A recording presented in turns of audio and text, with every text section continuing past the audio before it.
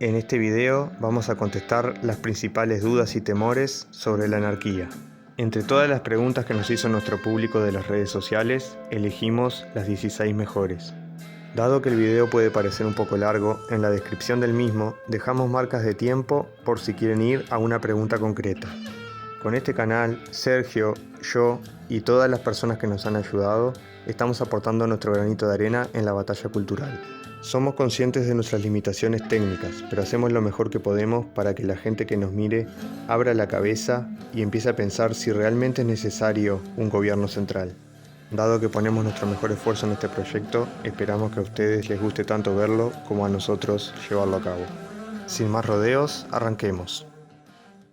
Antes de arrancar a contestar las preguntas, hay dos aclaraciones importantes que quiero hacer. La primera, la anarquía, o sea, las sociedades libres, son como un software, requieren constante actualización. No es algo fijo, no es algo establecido. Es una constante construcción, solo que es una construcción descentralizada. No hay un organismo que diga para dónde hay que ir. Es descentralizado, es la comunidad, los individuos, mejor dicho, los individuos que forman una comunidad, tomando decisiones y creando costumbres, que después esas costumbres van a derivar en la prosperidad o no prosperidad de una comunidad o de otra. Entonces, las respuestas a estas preguntas que nos hacen son lo que nosotros creemos que podría pasar, no lo que va a pasar en caso de llegar a la anarquía. ¿Se entiende eso? Porque es importante. La anarquía es algo por construir y en constante construcción. No es algo lineal. La anarquía no es un porvenir, es un por hacer. Entonces, todo lo que digamos acá es nada más que nuestra opinión. Nosotros no tenemos la verdad revelada y nadie la tiene y no la tenemos por qué tener. Y no es necesario tenerla para ser anarquistas, porque justamente creemos en la descentralización y no en una cabeza sola que diga cómo debe manejarse el mundo o un país entero. Segundo, en este video tenemos 3 invitados que también van a estar contestando preguntas. Dividimos las preguntas entre los invitados Sergio y yo para ir contestando, y lo que conteste cada persona corre por cuenta de esa persona. No significa que los 5 que estamos haciendo este video compartimos todo lo que contestaron todos. Lo que conteste Sergio es a nombre de Sergio. Lo que conteste Maxi es a nombre de Maxi. Lo que contesten nuestros 3 invitados va en nombre de nuestros invitados, que ya los van a conocer. ¿Por qué medios se evitaría que la élite financiera controle todo? Esta pregunta fue una de las causas que a mí me ha perturbado mucho, ¿no? Porque me ha perturbado, digo, me ha hecho pensar, porque a ver, no vamos a decir que somos todos bondadosos, que el Estado que no hace malo, no. El Estado es malo porque el ser humano creó y el que gobierna es malo y puede ser gente mala, ¿entendés? Entonces decir, ¿qué evitaría que los ricos controlen todo? Bien, primero para controlar, ya de por sí ellos controlarían su empresa, su medio de producción, diríamos así, ¿no? Entonces, si ellos tienen ese poder así, ahí, ahora, cuando ya se juntan con otros para hacer algo en común, ahí se formaría otro Estado. Y como yo soy una persona bien individualista, donde considero que la libertad tiene que ser sin coacción, ¿entendés? Entonces, creo que no, el trabajo asalariado te acondiciona, o sea, puede ser que te echen o no, como ha pasado en la pandemia, que gente, la pandemia, bueno, vamos a llamarle el nombre técnico, pandemia, fueron echadas de su trabajo y tipo, ahí existió una condicionante de su libertad, ¿entendés? O sea, no existe una seguridad. Entonces creo, para mí, la libertad absoluta, donde cuanto menos, a ver, absoluta no, porque siempre va a haber coacción de alguna manera, de manera indirecta, pero ahora cuanto más nosotros tengamos el control en nuestra mano, mejor. Entonces, ¿cómo evitar que los ricos controlen todo? O sea, tampoco vamos a poner un Estado que los controle, o sea, porque nosotros no queremos que nos controlen como trabajadores a nosotros. Entonces, decir, yo lo que planteo es un sistema administrativo diferente, como una especie de cooperativa que dentro del anarquismo, el anarcocapitalismo, porque creo que las cooperativas dentro de una normativa de la ley natural, libertad, propiedad y la vida, que sería lo más ético que existe. Entonces, decir, una cooperativa ética que respete esos valores, perfectamente puede generarse y la gente que son asalariados y eso no estarían obligados a trabajar de asalariado. Entonces trabajaría en una cooperativa donde se dividirían ganancias y gastos por igual entre todos, ¿entendés? Pero eso es voluntario, no hablo de que tiene que ser así. No, eso es una idea que, es más, se podría aplicar ahora para la pobreza, para la gente más vulnerable, eso, que se juntaran entre otros, pues ya que no tienen capital, pero tienen recursos humanos. Entonces, si se juntan los recursos humanos, se puede llegar a algo. Tengo una inversión mínima o trabajar asalariado e invertir en una cooperativa, ¿entendés? Entonces, creo que sería una alternativa que sería, porque yo esto lo veo como intereses, ¿no? El que es rico no necesita compartir, porque, o sea, yo ya soy rico, ¿por qué tengo que compartir lo mío? Y es lógico, porque, o sea, lo hiciste a huevo y está bien. Compartí si querés, y si no, no compartí, está perfecto. Entiendo también la otra postura de decir, mirá, a mí no me cuesta para llegar, no sé qué, no sé cuánto, y tener cierta limitante. Entonces decir, bueno, pero ahí es donde están los intereses. Las ideas nacen, las ideas estas de administración, como yo le digo, sistema administrativo, social, nacen por una necesidad, para solucionar que un problema puntual. Bueno, yo soy pobre y tengo un problema de que estoy cansado de trabajar de asalariado y que no me dé la plata. Bueno, entonces vos buscás bueno, me meto en una cooperativa, gano un poco más, puedo guardar plata y capaz que puedo abrir y ser un capitalista y ser un rico y tener dinero gracias a eso, ¿entendés? Y se vuelve un círculo, como digo, ¿entendés? Los trabajadores pueden impulsarse del capitalista para abrir una cooperativa y después que se pueden hacer un ingreso, un capital en la cooperativa, pueden hacerse capitalistas y se forma un ciclo. Van a estar como quien dice, dos ideas en el mismo lugar, como no sé si compitiendo, sino que cada uno va a ir, sí, puede ser llamarse compitiendo, cada una va a ir a cual le convenga, ¿no? Lo veo así. Entonces es una manera de diversificar y no hay un sistema único. Al haber un sistema único va a haber el poder, mira, nosotros tenemos el poder, ¿entendés? Y se van a aglomerar y ¿por qué no puede pasar? Sí, no lo dudo, ¿entendés? Que pueda pasar. Entonces, es eso sí, poniendo la otra parte, ¿no? Digo, si no te gusta cómo estás trabajando, buscarle una solución. ¿Cómo podría ser para cambiar esto? Bueno, una cooperativa. Supongamos que hay dos comunidades vecinas, y una tiene el control de un recurso natural, como el agua, y se lo vende a la otra. Si los habitantes de la primera comunidad pelean con los de la segunda y deciden cortarle los suministros, ¿qué opciones tiene la comunidad sin recursos? Las posibilidades que tiene son infinitas. Bueno, no infinitas, pero sí tantas como de la creatividad humana. Por ejemplo, una comunidad depende de la otra por el suministro de agua. Bueno, no le pasa agua. Bueno, hace unos años, por ejemplo, salió en Chile que habían inventado una máquina que transformaba el aire en agua. O sea, no te vas a quedar sin agua, o sea, tenés mil recursos. O pedís a otra comunidad que te provea de agua, o no sé, hace pozo de agua. O sea, hoy en día la tecnología puede solucionar todos esos problemas. No creo que se genere así como una dependencia tan grande, como que, me peleé con otra comunidad, entonces me muero, porque no tengo agua, no tengo comida. Hoy la tecnología puede solucionar montones de cosas y donde haya creatividad humana, viste que dice que en las crisis surgen las oportunidades porque la gente con poco tiene que arreglarse, ¿no? Por ejemplo, en Cuba, en Venezuela, viste, toda esta gente que se inventa comidas que son típicas de esos lugares, que claro, como tienen que arreglársela con poquito, con muy poquito, hay una creatividad para hacer comidas, supongo que ricas, nunca las probé, pero con tan poquito, que vos ahí ya viste que la creatividad humana resolvió un problema. O sea, Cuba y Venezuela están en crisis, la gente está que no tiene ni para comer. No se quedaron quietitos así muriéndose de hambre, inventaron algo, inventaron comida más barata.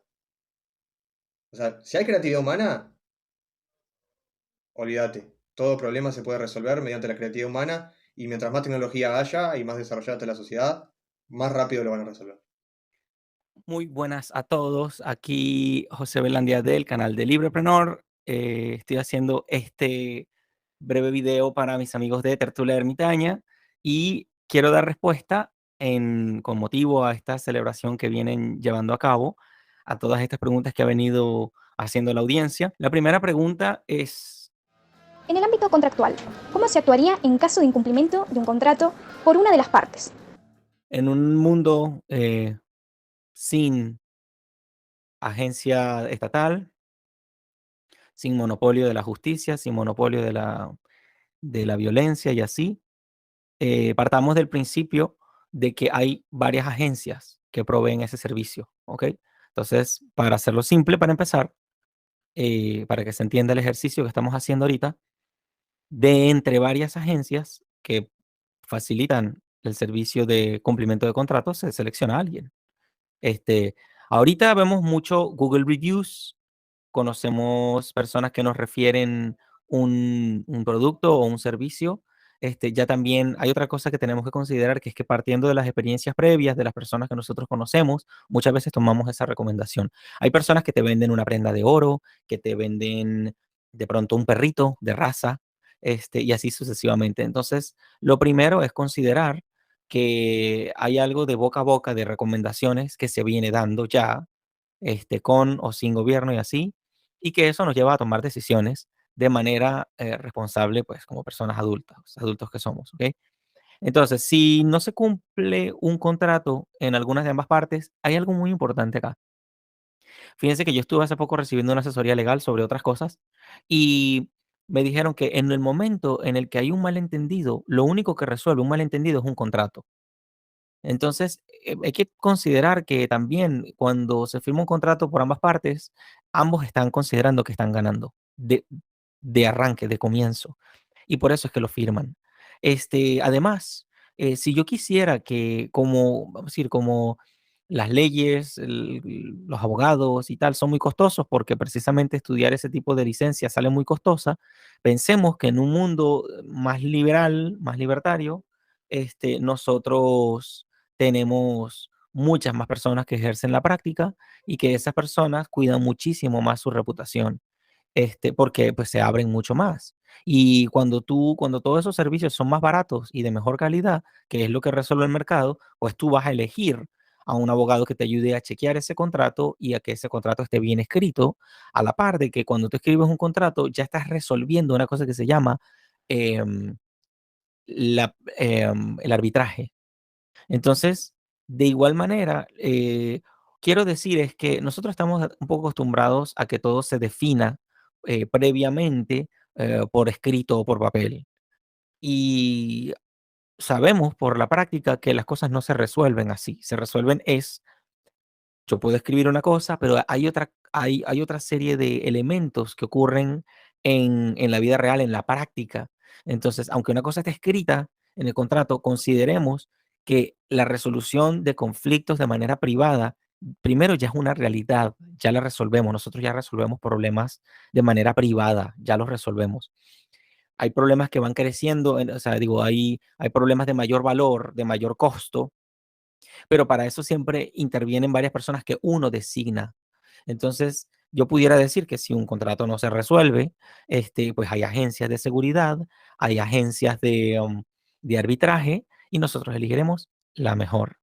Hay otra cosa que es que activos, o sea, bienes de capital y dinero y así, hay veces, o sea, por lo menos en las ventas de bienes raíces, hay una cosa que se llama cuenta aplica o escrow account. Entonces, son cuentas que toman transitoriamente, retienen el dinero y que hacen de árbitro para que se resuelva un problema. Si no se da, la agencia de dinero que yo contraté release, suelta el dinero a la persona que, como los hechos se dieron. ¿Okay? Si la cosa fue bien, se la va a dar a quien le viene. Y si la cosa no se dio, regresa el dinero.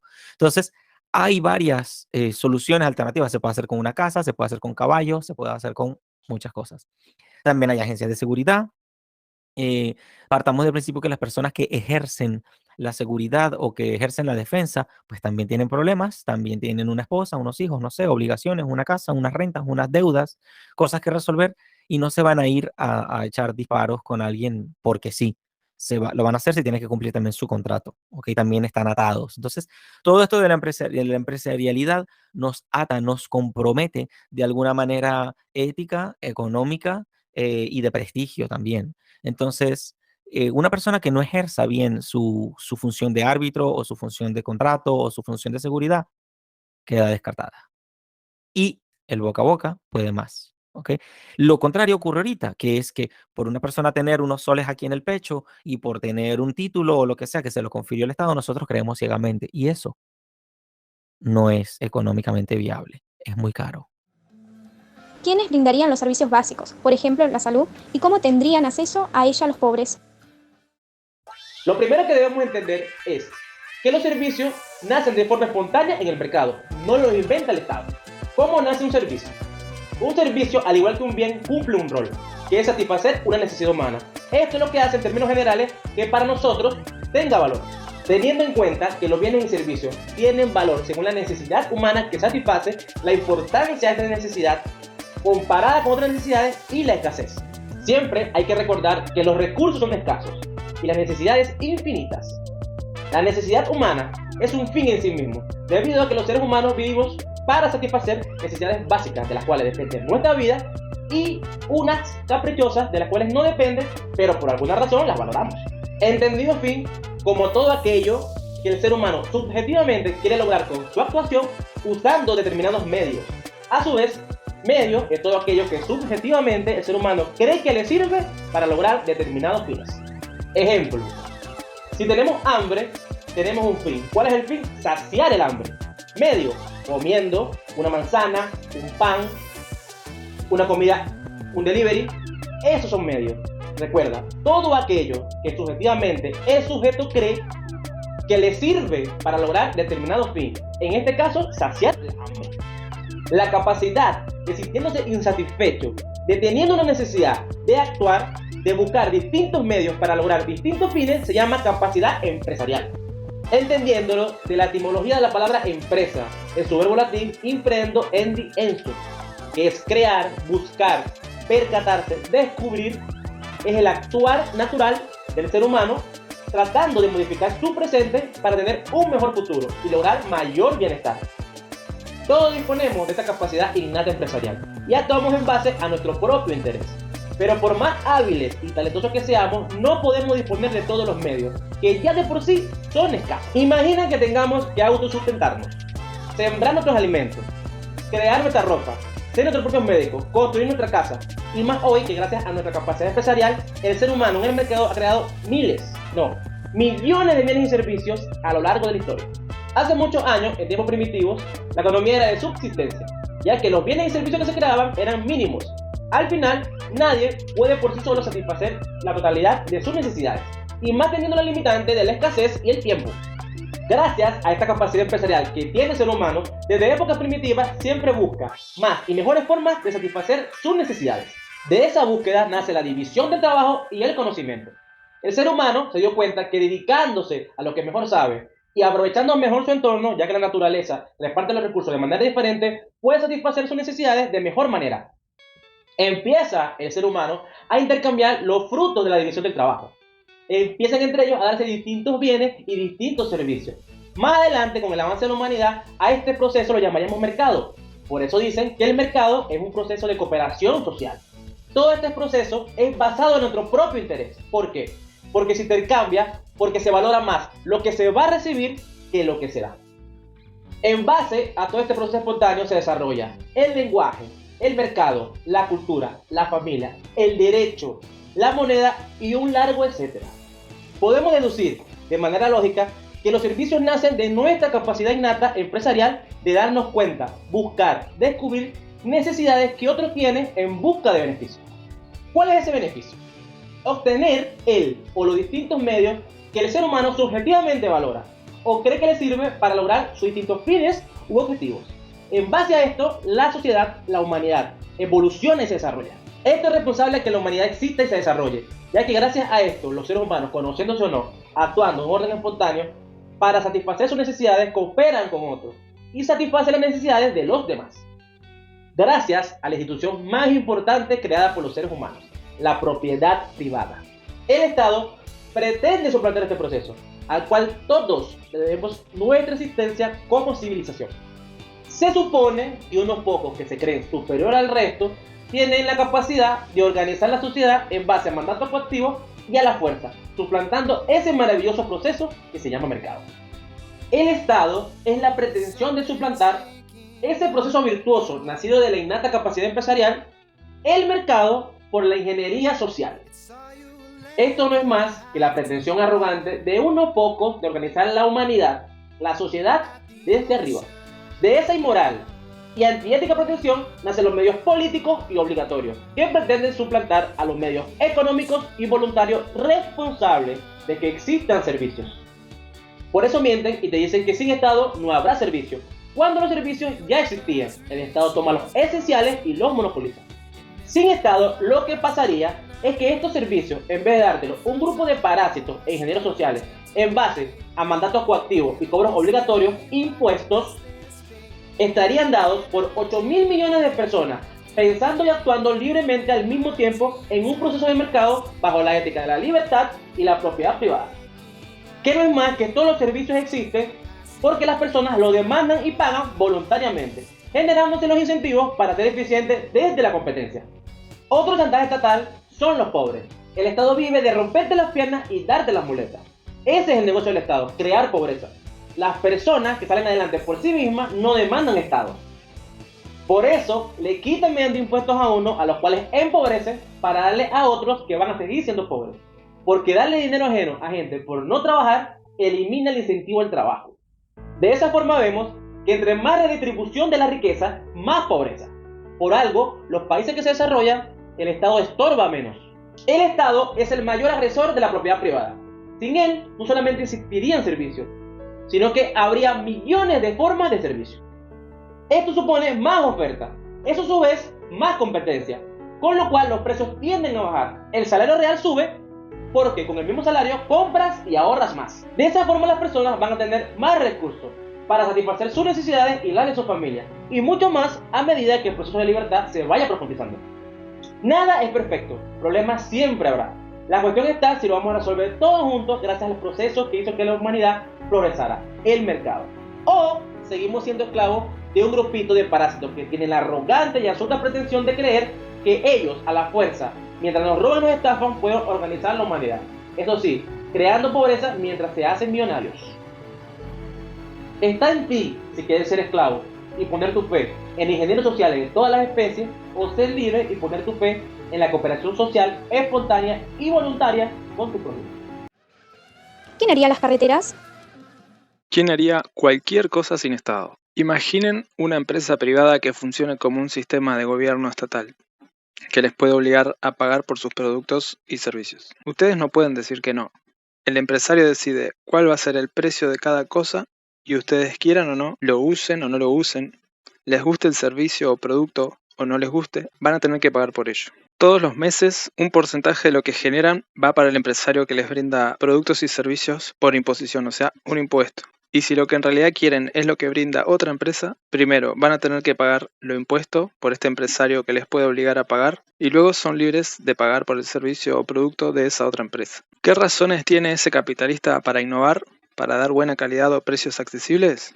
Ninguna. Y además, él toma su salario del dinero que ustedes pagan obligatoriamente, por lo que su bienestar económico va a ser una prioridad más importante que el bienestar de los que no llegan a fin de mes, por estar obligados a pagar sus productos y servicios, y por encima de los pobres que no tienen siquiera asegurado un plato de comida o un techo o un trabajo. Pero el salario de este empresario todos los meses está asegurado y es bien jugoso. Ahora imaginen un sistema de gobierno que funcione como una empresa privada, una que no les puede obligar a pagar por sus productos o servicios. Ustedes pueden decir que no. El empresario decide cuál va a ser el precio y la calidad, y si a ustedes les gusta lo que ofrece, le dan voluntariamente su dinero. Estarían pagando los voluntarios, y acorde a los voluntarios que decidan pagar es el servicio o producto que van a obtener a cambio. No tendrán que pagar por aquello que no quieren, ni por aquello que no van a usar.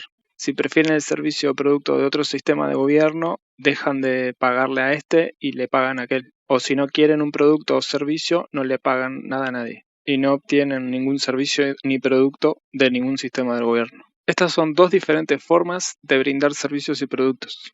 La primera representa al Estado y la segunda al mercado. Todo lo que el Estado es capaz de hacer, el mercado lo puede hacer igualmente y de manera más eficiente, pero no adelantemos conclusiones. ¿Quién haría las carreteras? Lo primero que hay que entender es que si existe una necesidad, existe una oportunidad de negocio. Si hay necesidad de carreteras, hay una oportunidad de hacer un negocio construyendo carreteras. Eso es sencillo de entender. Si no hay oportunidad de negocio de carreteras en alguna zona, es porque no hay necesidad de recorrer esas zonas en vehículos. Si hay necesidad de recorrer una zona en un vehículo, inevitablemente la oportunidad de hacer un negocio sobre esa necesidad va a existir. ¿Quiénes pueden satisfacer esta necesidad de carreteras? Bueno, por un lado tenemos al Estado y por otro lado tenemos al mercado. Dejando la decisión de dónde construir carreteras al mercado, solo serán construidas carreteras donde haya oportunidad de negocio. Y solamente habrá oportunidad de negocio donde exista la necesidad de recorrer la zona en vehículos. Dejándole la decisión al Estado, puede pasar que se construyan carreteras donde no se transita y luego estas queden abandonadas. O que los recursos sean administrados de una manera totalmente inadecuada y termine generando pérdidas que después no la va a pagar el político o el que hizo mal la carretera o la obra pública. El que va a pagar los costos de haber hecho mal una obra va a ser el contribuyente, el que paga los impuestos. Por ejemplo, el corredor de Garzón demandó unos 40 millones de dólares para después tener que invertir otros 300.000 dólares para eliminar 700 metros de la misma obra. Los semáforos se tuvieron que colocar 2 veces porque no tuvieron en cuenta las cañerías bajo tierra. Los giros a la derecha, o sea, alternados, retrasaron el tiempo de los trayectos. Porque ¿qué es un giro a la derecha alternado? Es que cuando están los vehículos girando a la derecha, los que van en línea recta no avanzan. Tienen que esperar a que los que giran a la derecha. Es totalmente absurdo. O sea, si fuera un giro a la izquierda, sí, lo entiendo, porque te vas a atravesar de los que van en línea recta. Entonces los que van en línea recta paran y los que van a doblar a la izquierda doblan. Pero los giros a la derecha son totalmente absurdos porque no necesitas hacer esperar a los que van en línea recta para los que van a doblar doblen a la derecha. Es absurdo, es una pérdida de tiempo, no sé, absurdísima. Un desastre pagado con dinero público. Una empresa privada está muy pendiente de no hacer cosas así porque el dinero que pierde es el propio, no el de gente con necesidad para cubrir. Gente que ni conocen ni les importa. Otro ejemplo. El puente más largo del país, el de kilómetro 329, es un puente construido en una zona intransitada, que une 2 caminos de tierra difíciles de transitar. Por el sur hay que recorrer 40 kilómetros de camino difícil para llegar al puente, y por el otro lado hay que recorrer unos 30 kilómetros de camino igual de difícil. Lo que obtenés al construir un puente ahí es un puente fantasma que jamás ha sido usado. Un puente de 2 kilómetros que está abandonado desde su inauguración. Es bochornoso que gente que no llega a fin de mes tenga que pagar impuestos para que después unos ineptos con salarios de empleado público hagan puentes de 2 kilómetros que nadie pidió y que nadie va a usar. Esta clase de ineficiencias son posibles únicamente dejando las decisiones en manos de personas que no tienen que pagar las pérdidas de cometer errores y siempre tienen la mano cerca de la lata para filtrar el dinero de nuestros impuestos directamente hacia sus bolsillos. Las mentiras y la corrupción eventualmente pueden salir a la luz, pero durante muchos años tenemos que estar financiando toda la corrupción de fondo hasta que llegue el día en que salga a la luz, si es que lo sale. De cualquier manera, mi punto es demostrar que la ineficiencia en el Estado es posible y sucede. Y los que pagamos somos nosotros, no el que se manda la cagada. Las rutas no son otra cosa que caminos mejorados. Los caminos los construyen las personas sin planificarlo. Simplemente transitan una zona por el trayecto que consideran el más conveniente y así se va formando un camino. Luego el camino es asfaltado, mejorado y después se construyen rutas en función de qué tan transitados son esos caminos. No se necesita un Estado para planificar eso. Son las personas las que hacen caminos al andar. Tenés un descampado, querés atravesarlo. Caminás por el camino que te parece más correcto y vas decidiendo en qué dirección ir a cada paso. Atrás tuyo viene otra persona. También, no ve tu camino, porque sos la primera persona que pasó por ahí. Al menos que sea un rastreador, es medio difícil que vea tu camino, el trayecto que hiciste. Entonces, ¿qué va a hacer? Él va a decidir cuál es el camino más apto para pasar por ahí. Que puede ser que esté cerca del tuyo o puede ser que no. Pero imagínate ya cuando van pasando 50 personas y 20 de ellas eligieron tu camino. O sea, vieron que el camino más fácil era el que vos también habías elegido. Y después pasaron 2.000 personas por ahí. Y de esas 2.000, no sé, 1.500 decidieron que el camino que vos también elegiste era el más correcto y así se empieza a formar un sur con el pasto. Así es como se crea el camino. Y así como se escogen las mejores rutas. Después, muchas veces, a partir de esos caminos, que se terminan convirtiendo en calles de tierra por tanto tránsito, esas calles de tierra después se pavimentan y después se construyen carreteras con carriles y cosas. Va como mejorándola con el tiempo y con la tecnología. Pero empezaron siendo un camino que una persona decidió, bueno, por acá es más fácil pasar que por allá que hay rocas o por allá que hay tierras pantanosas. La construcción de carreteras no es un fin en sí mismo, sino un medio para conectar, para mejorar la conectividad de las personas y mercancías. Por lo tanto, cualquier solución debe tener en cuenta las necesidades y las prioridades de las comunidades, porque el negocio siempre está detrás de una necesidad. Construir el puente más largo del país y que luego quede abandonado no es pensar en las necesidades que ese puente puede cubrir, sino pensar en a ver cómo puedo filtrar recursos de esta construcción inútil hacia mi bolsillo, ¿no? ¿Cómo puedo sacar un beneficio de esta construcción inútil que es carísima y que nadie más va a usar jamás? Porque si estuvieran pensando en las necesidades, hubieran construido un puente donde era necesario, donde la gente transita, no un puente que es uno de los caminos de tierra muy difíciles de transitar en vehículo. Bueno, ahora pasemos a las diferentes formas para financiar carreteras. Peaje. Construir un tramo de carretera y añadir un peaje para transitarla. Pensemos esto.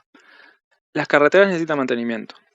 Todos los tipos de carreteras, hasta las gratis, o sea, ese mantenimiento se paga de alguna manera. En las gratis se paga con nuestros impuestos. Ya sea que las usemos o no, tengamos auto o no tengamos trabajo o no tengamos trabajo, tengamos para comer o no tengamos para comer, siempre se nos impone pagar por ello. Podemos ser una persona que pide monedas en una esquina, pero al momento de comprar alimentos con esas monedas, estamos pagando impuestos. Los impuestos que tienen esos alimentos los estamos pagando. Ya vimos que en el Estado puede haber muchos desajustes que encarecen el emprendimiento. No estar manejando tu propio dinero tiene ese efecto. Es como la diferencia entre jugar al póker con dinero ficticio o jugar al póker con dinero real de tu bolsillo. Vas a ser mucho más precavido frente a la posibilidad de perder tu propio dinero que frente a la posibilidad de perder dinero ficticio o que no es tuyo. En el caso del dinero público que administran los políticos, no es dinero de ellos, es como si fuera dinero ficticio, que no tenés una penalidad por malgastar el dinero público. Así que, por un lado, tenemos el mantenimiento de carreteras públicas, que se nos es impuesto y no podemos elegir no financiar el despilfarro, o no financiar carreteras que no vamos a usar. Y por el otro lado, tenés peajes que solamente cobran a quienes transitan por esas calles. Peajes que compiten en el precio con otras rutas para que los conductores las elijan. Si hay mucha demanda por transitar una zona, se manda la señal de que dicha zona es muy rentable. Si es un buen negocio invertir en carreteras allí, aumenta la competencia y por lo tanto disminuye el precio de transitar. Además de que repartiendo el tráfico en más carreteras disminuye los atascos, disminuye la demanda por cada carretera y de esa manera también disminuye el precio por transitar. Quienes no transiten por ahí, o quienes no tienen auto, o quienes no tienen cubiertas otras necesidades que consideren más urgentes, no van a tener que estar pagando por carreteras que quizás jamás van a usar. Carreteras comunales.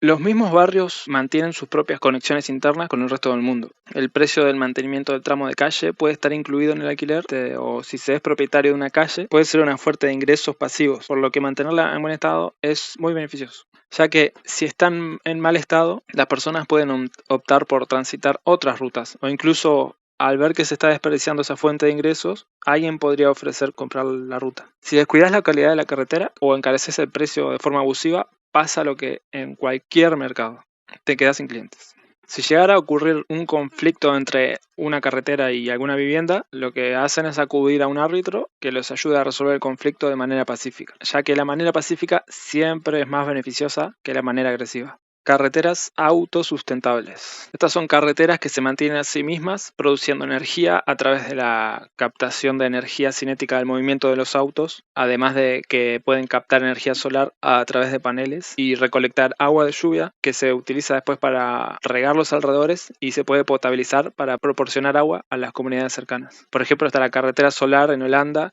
la autopista solar en China, carretera verde en Francia, la carretera de plástico reciclado en India y la carretera ecológica de California. Son todos ejemplos de carreteras que se pueden sustentar a sí mismas, que no necesitan, o sea, vos podés generar energía con esas carreteras, después venderla y eso mismo te sirve después para mantener la carretera cuidada. O potabilizar agua, vender esa agua y también después con eso mismo se puede mantener la carretera en condiciones. Con ese mismo dinero se financia el mantenimiento de la carretera. Y después están las carreteras como un servicio gratuito. Las zonas comerciales podrían construir carreteras gratis en donde el negocio en realidad es atraer clientes y no cobrar por transitar la carretera, sino que atraer clientela hacia los negocios. En el ámbito legal, ¿quiénes serían los encargados de crear, modificar o derogar las leyes? ¿Cómo se controlaría su cumplimiento?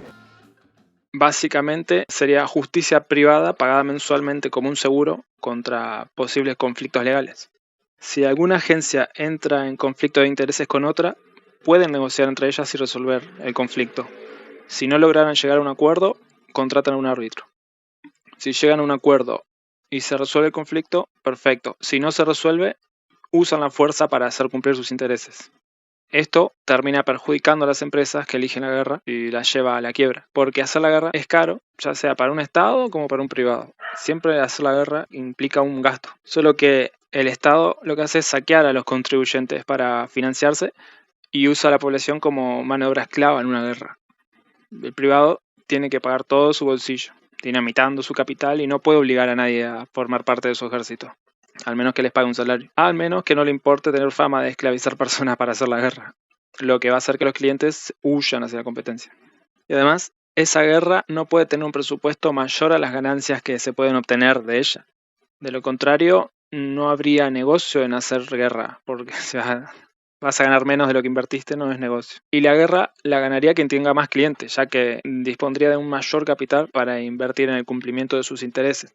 Intereses que son también los intereses de los clientes. Y lo mismo sucede de manera pacífica. La empresa que tenga un mayor poder de negociación va a ser la que tenga una mayor cantidad de clientes. Esto haría que los conflictos que se resuelven de manera pacífica se resuelvan de manera democrática. La empresa que logra atraer más clientes tiene más fondos para hacer cumplir sus intereses, que son los intereses como ya dijimos, los intereses de los clientes. ¿Cómo sabemos que los intereses de la empresa son los intereses de los clientes? Porque si no fueran los mismos, esos clientes no estarían en esta empresa. Así de sencillo. Bueno, y ya que pueden invertir una mayor cantidad de dinero en la negociación, porque tienen una mayor cantidad de clientes que deciden pagar los voluntarios a esa empresa de seguridad y justicia, de la misma manera ocurre en la guerra.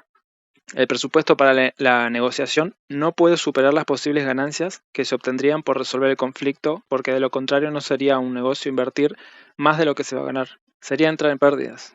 Los que deciden entrar en pérdidas para ganar van a terminar desapareciendo a la larga. La violencia es una opción, pero no es una buena opción. Las guerras son costosas, destruyen capital, generan disgusto en la sociedad y las personas no van a querer vivir en un lugar donde siempre están guerreando para resolver un conflicto. Las comunidades que usan la violencia para resolver conflictos no van a progresar tanto como las que resuelven sus conflictos en paz y sin quemar el dinero destruyendo vidas, patrimonio, capital. Así que la mejor opción de negocio es encontrar un acuerdo pacífico.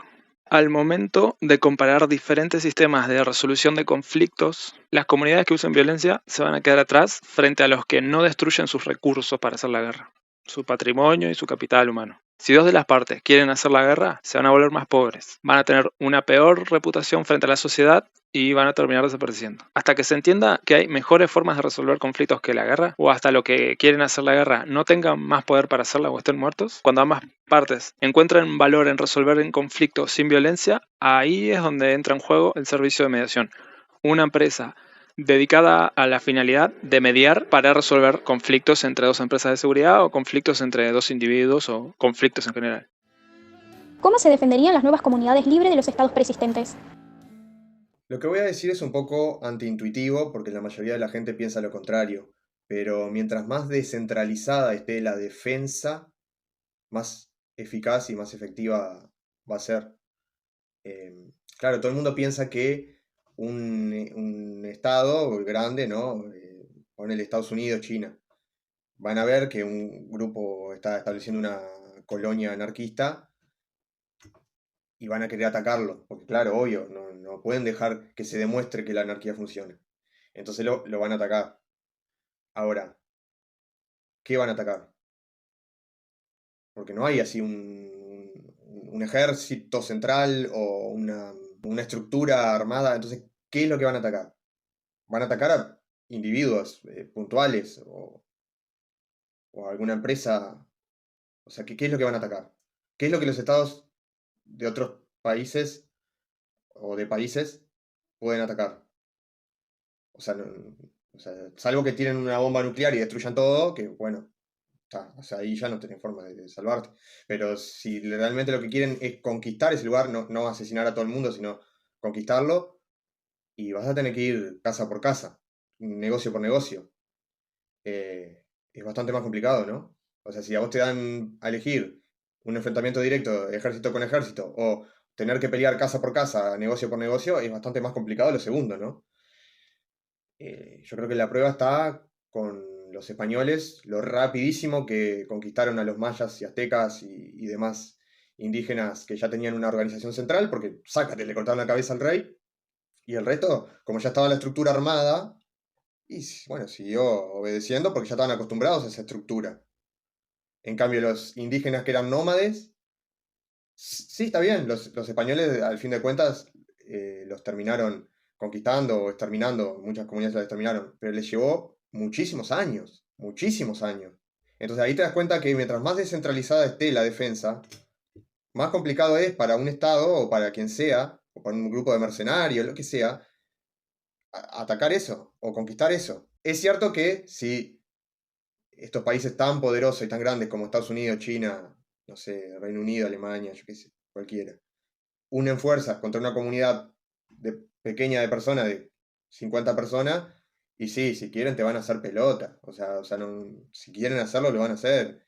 Ahora, si esas personas, en vez de ser anarquistas, tuvieran un estado que otros estados quisieran conquistar, sería todavía más fácil para esos otros estados conquistarlo. Cuando la comunidad tiene un estado y un ejército central y todo centralizado y una estructura ya armada y gente obedeciendo y pagando impuestos, que gente con mentalidad anarquista. Es muchísimo más complicado conquistar a gente con mentalidad anarquista. Repito, no es imposible, pero es más difícil. ¿Qué solución se propone para evitar problemas con enfermos mentales? Esta pregunta también es bastante interesante y media compleja. ¿Problemas en qué sentido? O sea, considerar que el enfermo mental es un problema, o sea, o capaz que puede ser un problema porque necesita un trato diferente, más adecuado a su capacidad o a su... Entonces es un problema, no el sujeto en sí, sino adecuar el contexto hacia esa persona. O sea, los tratamientos, lo que sea, eso es algo obvio. O sea, si hay alguien que necesita tratamiento, es normal que uno, o sea, en lo personal, digo, siempre enfoco el punto en lo personal. Y en caso de que puede pasar, de que hayan personas como hoy pasa, de que no tienen asistencia o no tienen siempre se acude a ONG o algo o mismo a la colaboración de la gente, como cuando no se puede ir al médico que te niega un medicamento, tenés que ir a otro lado a comprarlo, que ponen en la televisión para que hagan donaciones. Entonces, si la gente siempre se va a ayudar en caso que uno personalmente no lo pueda. Y en caso de, por ejemplo, que sea un problema para la sociedad, que tenga, no sé, algún brote de esquizofrenia o escuche voces o algo, bueno, la sociedad va a buscar, o la comunidad, ¿entendés? De qué lugar que padece de ese problema, porque capaz que yo vivo en un lado que no tengo ese problema, entonces no me afecta. Capaz que en el otro lado una gente está pasando por ese problema, una comunidad o un grupo de personas está pasando por ese problema, y decir capaz que es problema de ellos, pero yo podría ayudarlos ¿me entendés? Es decir, eso depende también, va a ser voluntario el tema de la ayuda. Y el tema del contexto también, o sea, va a depender si es algo clínico, si es algo que, o un nosocomio o lo que sea, por ejemplo, porque no va a ir preso. Entonces va a ir a una especie de rehabilitación o algo para integrarlo a la sociedad. O si no, bueno, va a tener que estar bajo control permanente porque tiene algún brote de, no sé, de suicidio, de agredir a otro, entonces va a tener que estar bajo control constante cuando a veces las familias no pueden contener eso. Entonces, si eso va a depender son cosas muy puntuales, por eso no podemos generalizar y hacer como hacer un político, hay una ley y todo, no, pues hay cosas que no entran en la ley o que no abarca. Entonces no se pueden hacer leyes, acá hay que analizar el contexto, el problema puntualmente y no generalizar, es ese problema que hay en ese lugar, entonces hay que solucionarlo ahí y no englobar a todo, donde, no sé, yo tengo otro problema acá y lo estoy viendo cómo solucionar y vos me traes problema a otro lado. Entonces, es decir, no quiere decir que sea más o menos importante, pero cada cual tiene sus problemas para solucionar, como capaz que priorizar en problemas de otro. Entonces, es decir, ver la gente en su lugar, tratar de solucionar las cosas de la mejor manera posible, no con las mejores ideas. Acá estamos hablando de ideas. Es decir, si hay algún problema con el que andan locos o gente con problemas mentales en la calle, que están ejerciendo violencia o están perturbando la paz social, bueno, ahí, bueno, ¿qué hacemos con esto? ¿Es un problema? Bueno, está, mirá, lo ayudamos y tal, ¿entendés? Para que se rehabiliten o damos con los familiares a ver qué necesitan. ¿Entendés? ¿Por qué actúa así? Por primero hay que saber por qué actúa así, porque tipo, yo no soy psicólogo ni psiquiatra, entonces no tengo ni idea. O sea, veo una persona con un comportamiento extraño. Entonces decir, pa, es raro, o sea, está haciendo cosas raras que no es normal. Entonces decir, no lo estoy discriminando, simplemente dentro de mi ignorancia estoy viendo que hay algo que me ve naturalmente que no es normal. Entonces, vos tratás de preguntar y buscar ¿me entendés? La raíz de la cuestión y ir a lo responsable. Creo que es lo mejor. ¿Cómo se evita que el crimen organizado tome el poder? Bueno, esta otra pregunta está muy buena. ¿Por qué el crimen es organizado? ¿Por qué es crimen y por qué es organizado? Es decir, el crimen organizado es porque hay algo que le impide vender o negociar o comercializar. Si existe la necesidad de vender o comprar X cosas, sin importar si a vos te parece bien o no, ¿qué pasa? Hay una restricción, hay un mercado porque hay una demanda, entonces va a aparecer la oferta. Entonces si la oferta tiene tanto dinero porque hay tanta demanda que se organiza para evitar la confrontación contra el Estado, que es el que pone la sentencia, que no lo deja comercializar. Entonces se organiza y se vuelve criminal, un crimen organizado. Y los crímenes organizados hay que entender que no siempre es violencia. Hay crímenes organizados, ¿no? Que son de robo, etcétera. Que eso ya no podrían existir, pero se abordaría de otra manera. Que no sería un crimen organizado. Sería un crimen organizado, pero lo podríamos poner como en qué crimen organizado podría tomar el poder. Yo sé, un grupo de hackers que roban cuentas bancarias. No lo veo como una posibilidad. Ahora, los que trafican estupefacientes y todas esas cosas, o armas, puede ser. Pero ¿cómo? Si ellos lo que hacen eso porque tienen que confrontar al Estado, tienen que generar miedo para que la gente no hable y los delate. Entonces, decir, tienen que ejercer violencia para silenciar para que no lo buchoneen. Entonces, decir, si vos sacás la entelequia del Estado, ellos van a comercializar, ¿entendés? Sería un mercado más como pasó la edad, cuando pasó la ley seca en Estados Unidos. Por el alcohol se mataban y había una violencia terrible. De repente legalizaron el alcohol y yo no veo que se estén matando. Y en tu país seguramente no se están matando por vender o comprar alcohol. Entonces, es decir, ¿se entiende el tema? Digo, ahí ya no existiría crimen organizado porque no existe una necesidad de defenderse, ni de atacar, ni de tomar el poder. Porque si yo hago esto, ¿para qué? Para poder comercializar. No tengo un ente que me esté haciendo fuerza, que es por eso que ejerzo yo la fuerza. Entonces no tengo la necesidad de ejercer la fuerza. Me quedo directamente, si yo no quiero en realidad conflicto, yo quiero comercializar. Entonces está.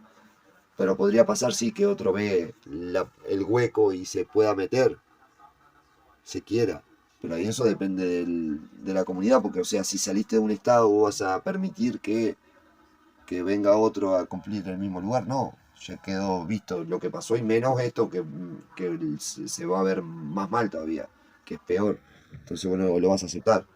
Y ahí está en vos, o sea, si lo aceptás por miedo a que te maten, vas a ser el esclavo de ellos, como sos por no enfrentarte al Estado, el esclavo de ellos. Si querés ser libre y no ser esclavo de ellos, vas a tener que enfrentarte. Es así de simple. Ya está. ¿Cómo se evita que una empresa o una coalición de empresas proveedores de seguridad se transformen en un Estado? A ver, es algo que podría pasar, ¿no? Que una coalición de empresas de seguridad, aprovechando que son ellos los que tienen las armas y los que tienen la confianza de la gente para defenderlos, se aprovechen de eso y empiecen a exigir impuestos a punta de pistola. Sí, está dentro de las posibilidades. Por eso el precio de la libertad es la eterna vigilancia, ¿no? No es que ya llegamos hasta ahí, hasta la anarquía y ya está. No, siempre tenés que seguir peleando por la libertad, por tenerla o por defenderla, la que ya tenés. Ahora, yo creo que hay un error intelectual en muchos pensadores minarquistas, por ejemplo Robert Nozick y estos que piensan que si llegamos a la anarquía, las empresas de seguridad sí o sí van a tomar el poder porque son los que tienen las armas, etc. Bueno, yo creo que el error intelectual ahí es pensar que el resto de la gente no actúa. Es muy común pensar eso, ¿no? Como que solo una de las partes actúa, ¿no? Solamente los malos actúan y los buenos se quedan quietitos esperando a que los malos terminen de formar un nuevo Estado. Estas empresas de seguridad malas, que no quieren competir en el libre mercado, sino que quieren establecer un Estado, pelean por sus objetivos y el resto de la gente no hace nada. Bueno, no, no es así. Si estás en una comunidad... A ver, primero hay que partir de la base de que para que haya anarquía tiene que haber anarquistas. O sea, tiene que ser una comunidad de gente con pensamiento anarquista. Si no, no hay anarquía. Entonces, si vos tenés una comunidad con gente de pensamiento anarquista, no van a dejar que una empresa o una coalición de empresas formen su nuevo Estado. Van a luchar contra eso. Se van a oponer. Entonces, si vos me decís que estas empresas puedan tener más poder que el resto de la gente, es una posibilidad. No lo vamos a negar. De hecho, llegar a la anarquía y mantenerla es algo complicado. Nadie niega eso. Pero que la gente no vaya a hacer nada y no vaya a oponerse a eso, bueno, no. O sea, porque si no, no llegaríamos nunca a la anarquía. Porque si ya estamos ahí, significa que la gente ya tiene una mentalidad anarquista. Entonces, si ya tiene una mentalidad anarquista, se van a oponer y van a buscar la manera de quitarle poder a ese. Bueno, para empezar, la van a dejar de financiar, van a contratar a otras empresas que puedan hacerle frente a estas otras, o ellos mismos se van a armar a decir, bueno, acá yo no te pago nada, en mi casa no entras. Hay varias posibilidades. Que puede pasar, pero que sea la posibilidad más grande, no. O sea, de hecho, no. O sea, las empresas obtendrían su financiación por ofrecer un buen servicio. Si no te está ofreciendo un buen servicio, la gente dejaría de financiarlas.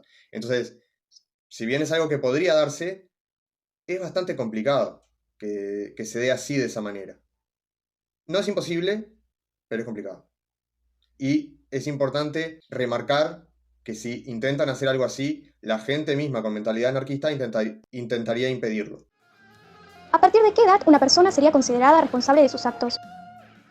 Esa pregunta me encanta porque es muy polémica y es muy complicada. De hecho, es la pregunta que más me costó a mí resolver y dar una respuesta que a mí mismo me satisfaga. Estuve pensando muchísimo eso, porque, a ver, nadie quiere, o por lo menos ninguna persona saludable mentalmente, quiere vivir en una sociedad donde un tipo de 40 años pueda estar de novio con una niña de 6. O sea, eso es obvio, ¿no? Ahora, estableces una edad, por ejemplo 18. ¿Por qué 18?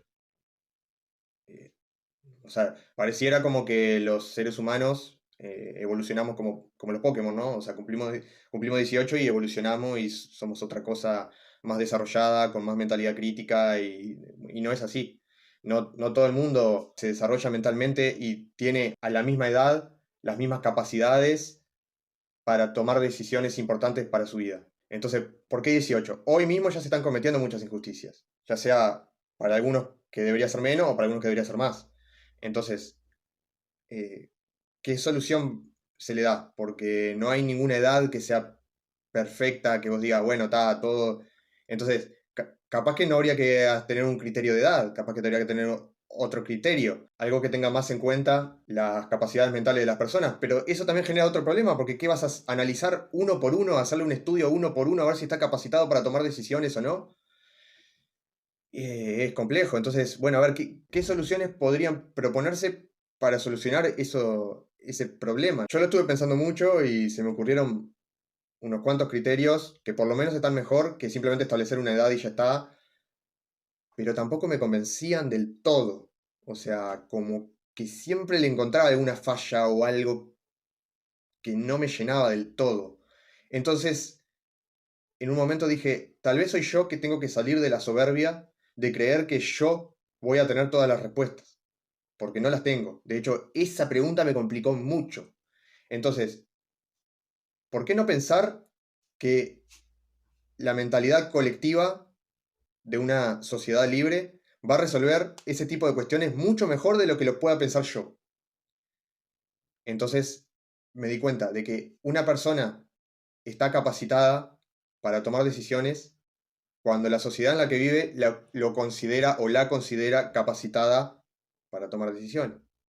Entonces, en algunas comunidades pueden establecer la edad de 18 años, en otras 16, en otras 21, en otras hacer un análisis a cada persona.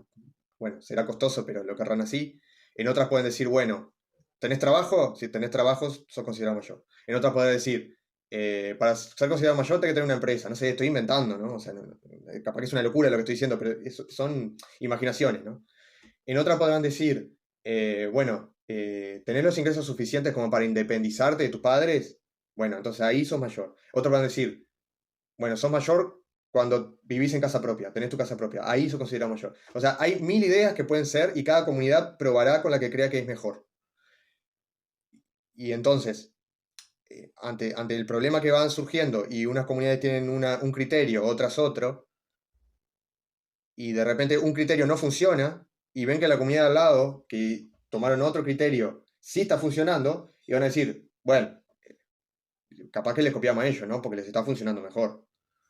Y bueno, de esa forma, de repente se termina universalizando el criterio, o tal vez no, pero cada comunidad tendría su criterio de cuándo para ellos es ético o moralmente aceptable que una persona pueda tomar sus propias decisiones, como por ejemplo tener relaciones sexuales, consumir drogas, manejar, no sé, cualquier cosa.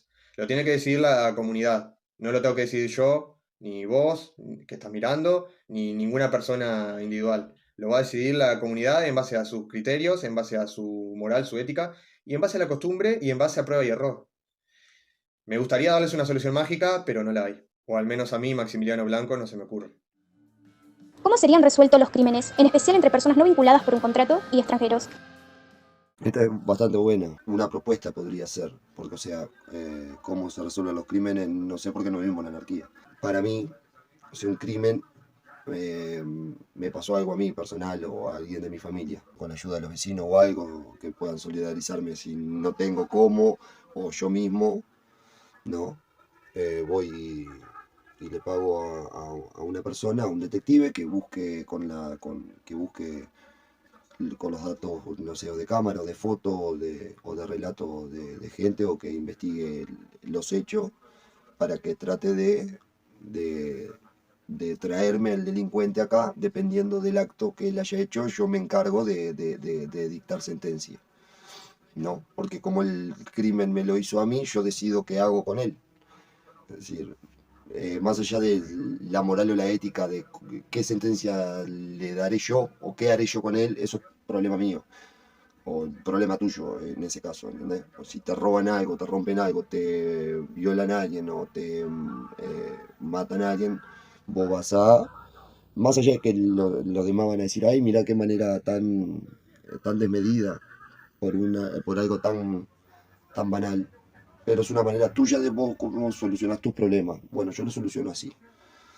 Y vos lo solucionás a tu manera. O sea, lo que digan los otros, bueno, eso es el problema de los otros cuando le vayan a robar a ellos, que bueno que ellos hagan lo que a ellos les parezca. Pero cada quien ahí es algo personal. O sea, me robaron a mí, yo sé cuánto me dolió a mí el robo o el delito. Y yo voy a decidir yo qué hacer con esa persona. Ya está. Tampoco se crean de que, ay, eso va a ser cualquier cosa, ¿no? Porque yo puedo considerar, dependiendo del contexto, puedo entender a la persona por qué lo hizo y puedo hasta llegar a hasta proponer ayudarla en algún caso. ¿Se entiende? Entonces, decir, tampoco veamos el lado negativo, pues siempre nos sirve, ay, mirá, va a pasar cualquier cosa, no. Porque vos podés empatizar con el delincuente y podés entenderlo y podés solucionarlo. Bueno, porque él lo hizo por algo, ¿por qué lo hizo? Ah, bueno, entonces si yo le puedo solucionar ese algo que lo impulsó a cometer el delito, ya ahí estoy evitando que un delincuente más esté en la calle. También es una manera de solucionar los problemas, no hacerla fácil como lo limpia y no me importa. Eso va a ver, eso es mi postura, ahora lo que haga los otros no me interesa. ¿Qué pasaría con las comunidades pequeñas y alejadas a las que a las empresas no les es rentable llevar servicios? Lo que me parece interesante de esta pregunta es que parte de la falsa creencia que gracias al Estado y su saqueo es que las comunidades se desarrollan. Cuando lo que atrae la inversión es la máxima posibilidad de tener beneficios. ¿Y cuándo hay posibilidad de tener beneficios? Cuando hay más demanda de bienes y servicios. No cuando hay más Estado. Eso supone más gasto público a expensas del privado. Más impuestos, más deuda, más controles. más inflación, todo lo que mata los incentivos para que llegue tal inversión. Más risa da cuando hay países donde la capital, de la mano de los políticos, empobrecen a las comunidades pequeñas. Ejemplo Chile, donde las comunidades pagan impuestos por servicios que solo existen en la capital y que ellos no usan. Cuando lo que atrae la inversión es la máxima posibilidad de tener beneficios. ¿Y cuándo hay posibilidad de tener beneficios? Cuando hay más demanda de bienes y servicios.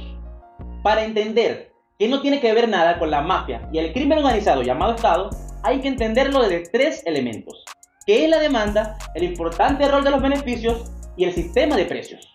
Necesidad por sí sola no es demanda. Para que sea demanda tiene que estar acompañado por poder adquisitivo, o sea, capacidad de pago. Esta capacidad de pago es lo que permite a los consumidores, al pagar bienes y servicios que valoran subjetivamente, determinar el precio y lo que se produce. A través de los beneficios y las pérdidas que están conectados con las valoraciones subjetivas y los pagos de los consumidores, es que estos avisan a los inversores si lo hacen bien o lo hacen mal. Entre más y mejor los empresarios puedan satisfacer las necesidades de los consumidores, más posibilidad tienen de beneficios.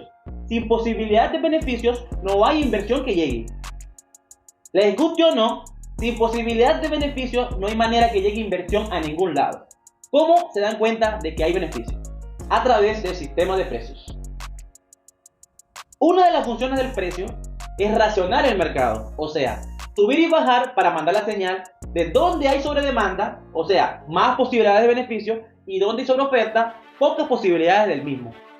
En un mundo sin Estado, donde no hay impuestos, no hay inflación, no hay burocracia, no hay corrupción, no hay presión fiscal, no hay deuda, entre otras cosas, no hay perturbación del sistema de precios y no hay destrucción del poder adquisitivo de la moneda, con lo cual la demanda va a ser cada vez mayor y cada vez más visible. Por ende, la posibilidad de beneficio será mayor, gracias a más libre mercado. No va a haber obstáculos para que las comunidades pequeñas crezcan, más allá de que todo es un proceso que lleva tiempo, en base a que las personas van a contar con su poder adquisitivo íntegro, van a poder pagar servicios. Esto va a traer inversión sí o sí por las posibilidades de beneficio. Ejemplo donde yo vivo, una comunidad pequeña de España llamada Miranda de Ebro. Los precios bajos del alquiler atrajeron a mucha gente, incluyéndome. Esto ocasionó que trayera más demanda, con lo cual no hace mucho se inauguraron McDonald's, a pesar del Estado. Reitero, a pesar de que en España a los pequeños, llamados autónomos, los están desapareciendo en base a regulaciones, controles y más impuestos. Con lo cual, el mayor obstáculo para que un país o una comunidad pequeña se desarrolle es la mafia estatal. El problema jamás puede ser la solución.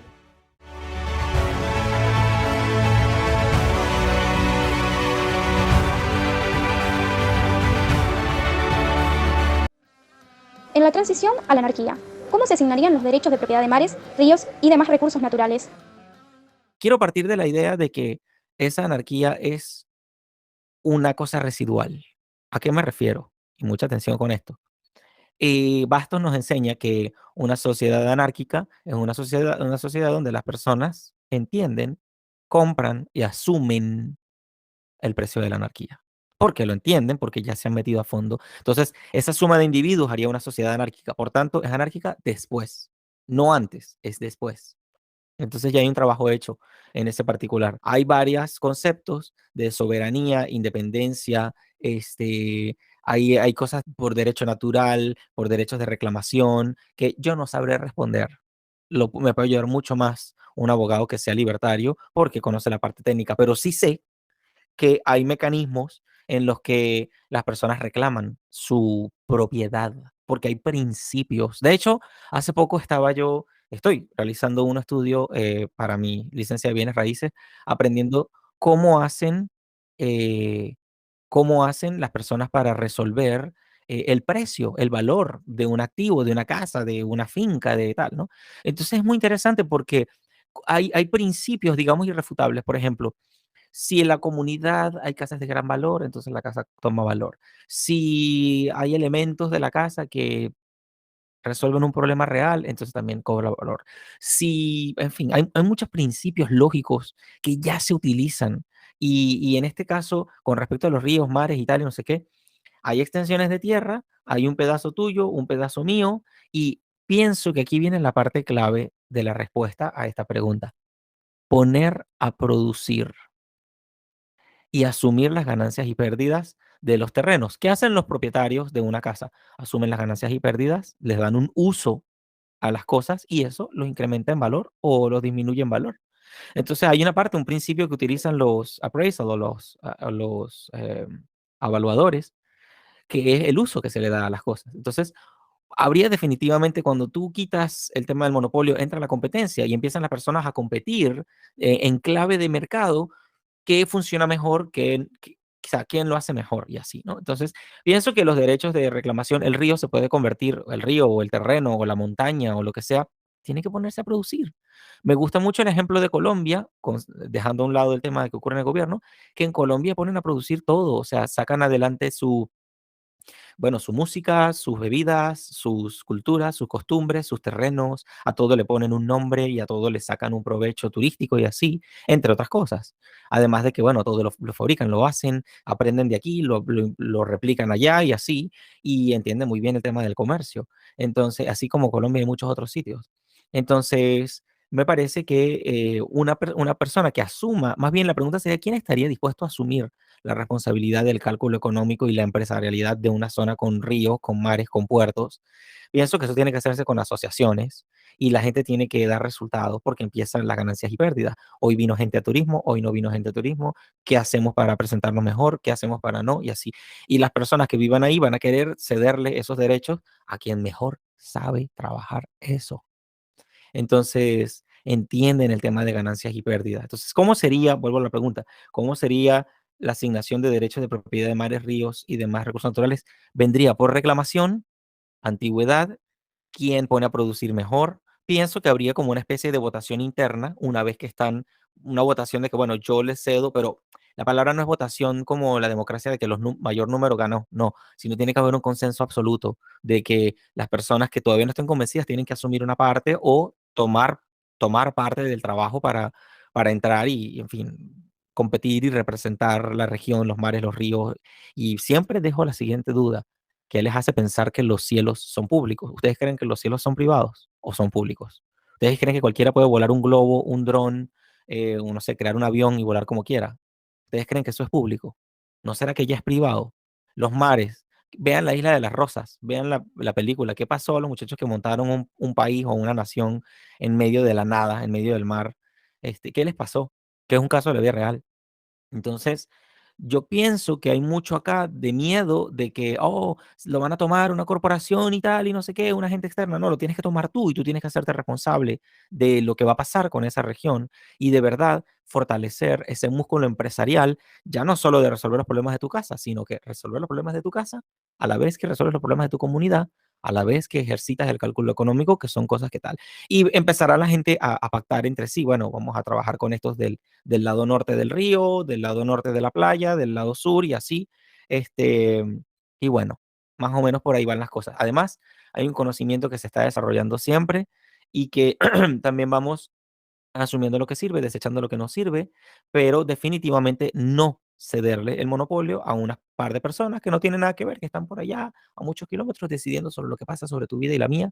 Y eso pienso que es fundamental para entenderlo y pues reemplazarlo a través de la función empresarial. Entonces, definitivamente, a través de la función empresarial, a través de la innovación para desarrollar mejores métodos y prácticas y definitivamente con buenas agencias, pues legales y de defensa privada, por supuesto, como la gente defiende su casa, su cama, como la gente eh, veo bien difícil que el ministro fulano a 7 estados más arriba le interese si mi cama está limpia o no, precisamente por eso, porque yo me tengo que ocupar de mi cama, igual los habitantes de tal zona tendrán que ocuparse y los que no les guste tendrán que irse, pero podrán irse, podrán unirse a otro y generar reglamentos propios, normas propias, estilos, culturas, costumbres, y veremos que la gente se va a querer unir con similares, va a querer trabajar con gente opuesta porque tiene que sobrevivir y así los que quieren, cuando tú quieres separarte, más bien te unes.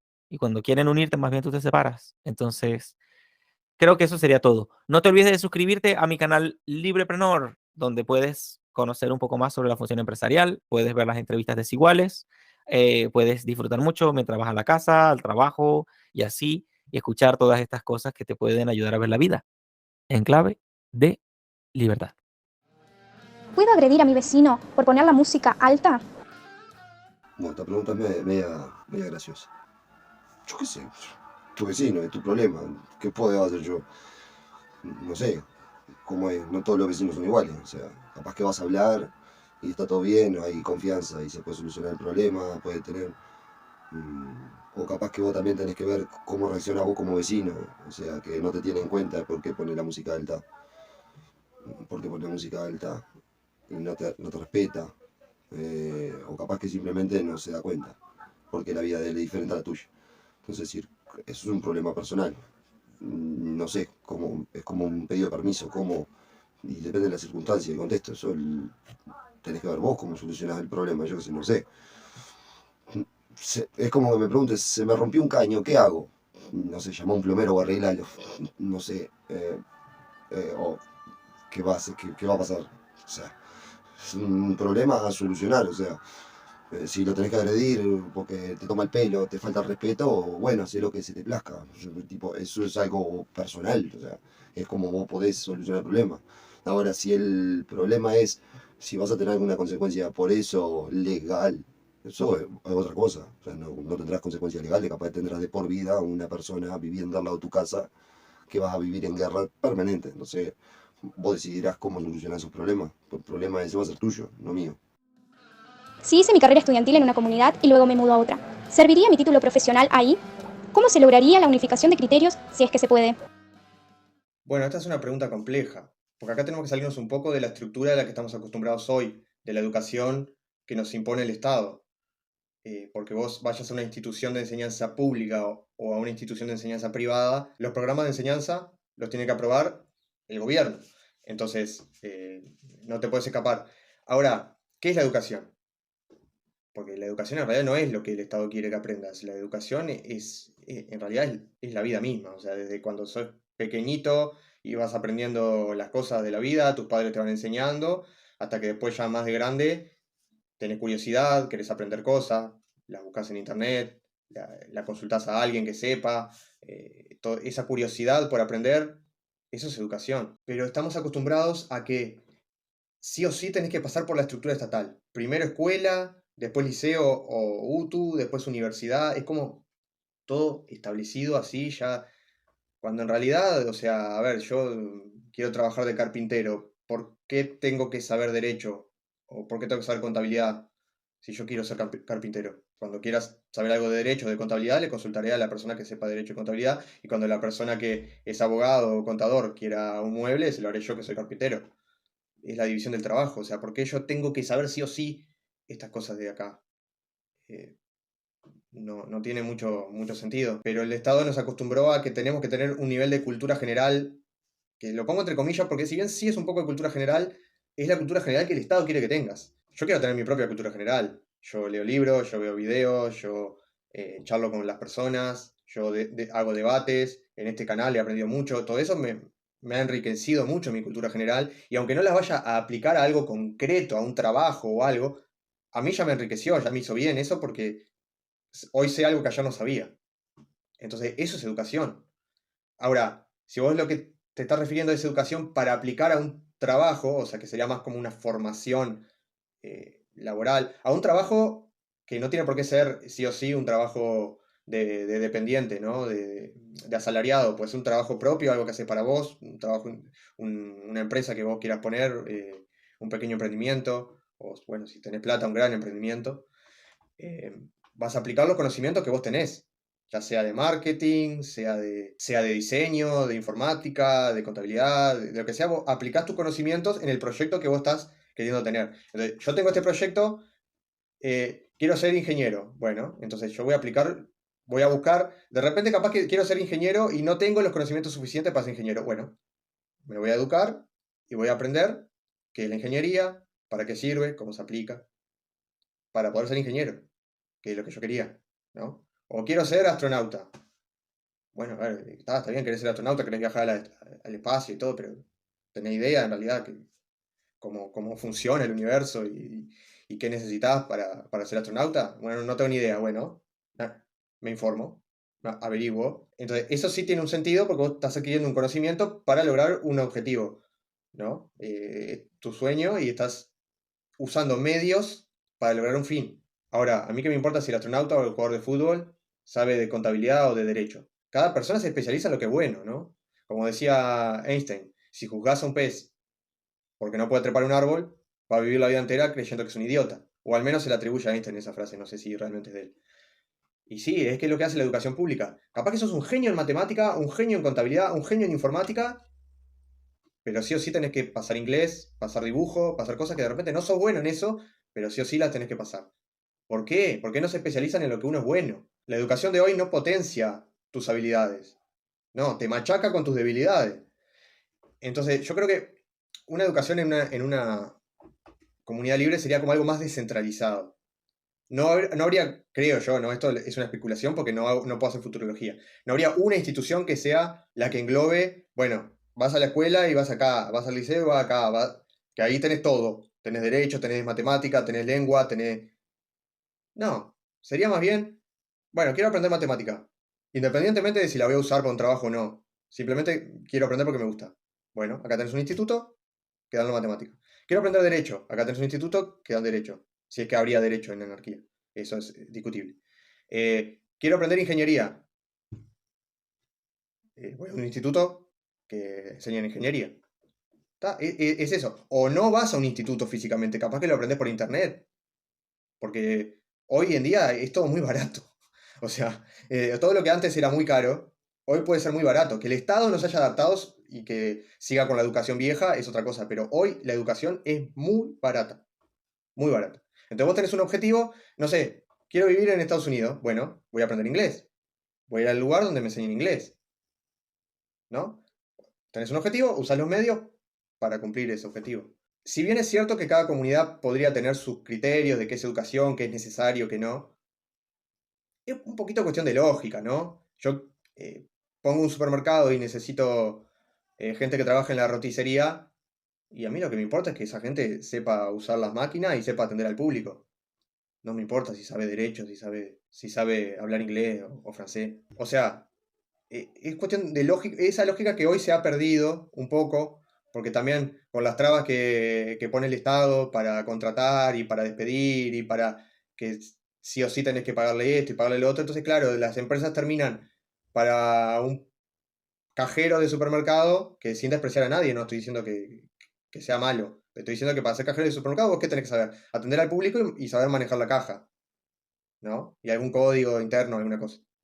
Pero para un cajero de supermercado te piden que tener terminado el liceo, o sea, tenés que saber un poco de un montón de cosas que de repente no te son útiles. Que de repente sí las querés saber, bueno, las podés saber. Las podés investigar por tu cuenta, no hay nada mejor que la curiosidad. Y la curiosidad es la que te lleva a aprender cosas. Porque cuando vos estás aprendiendo para salvar una prueba, no estás aprendiendo nada en realidad. Estás aprendiendo de memoria cosas para poner ahí en una hoja y después olvidártelas. Cuando vos realmente tenés la curiosidad, te apasiona la historia, querés saber qué pasó en tal periodo o por qué pasó tal cosa, vas a leer libros, vas a ver videos en YouTube, o en cualquier, digo YouTube porque es más conocido. Vas a charlar con gente, vas a hacer debate. O sea, si realmente tenés la curiosidad, vas a aprender. Entonces eso.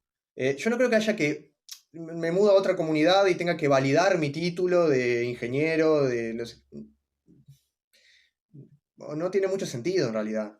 O sea, yo quiero dar charlas de informática y resulta que soy un chanta, no sé nada de informática y doy charlas. Y bueno, la gente va a ver que soy un chanta, se va a correr la voz de que soy un chanta y nadie va a ir a mi conferencia y no voy a poder vivir de eso. Voy a tener que buscar otro laburo. En cambio, si yo realmente soy bueno, soy un genio en informática, y de repente capaz que puedo vivir de las conferencias que doy y de los programas que yo hago. Y bueno, y para eso preciso ciertos conocimientos que son los que me van a servir. El resto no. Los puedo tener porque me interese, porque soy curioso, pero no necesariamente. Entonces, si vos vas a otra comunidad, por ejemplo, yo soy médico y me mudo de comunidad y tengo que validar mi título de nota de la comunidad o...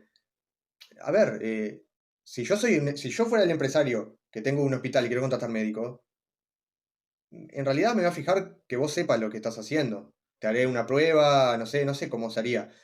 Pero me importa tus conocimientos, no el título.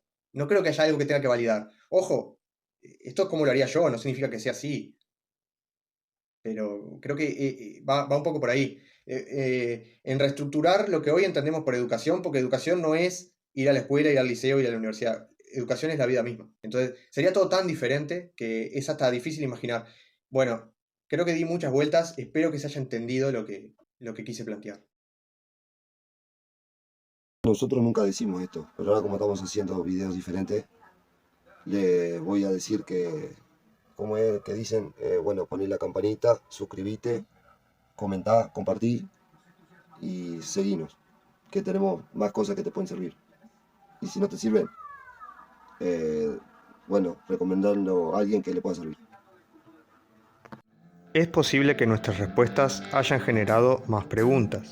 Si es así, pueden dejar sus dudas en los comentarios. Podremos responderlas en un próximo video o en una charla en vivo. Muchísimas gracias José, muchísimas gracias Freiti y muchísimas gracias Juan por haber participado en nuestro video. Y por supuesto también, muchísimas gracias a vos por verlo y por quedarte hasta el final. Esperemos que nuestras respuestas contribuyan a que cada día seamos más libres.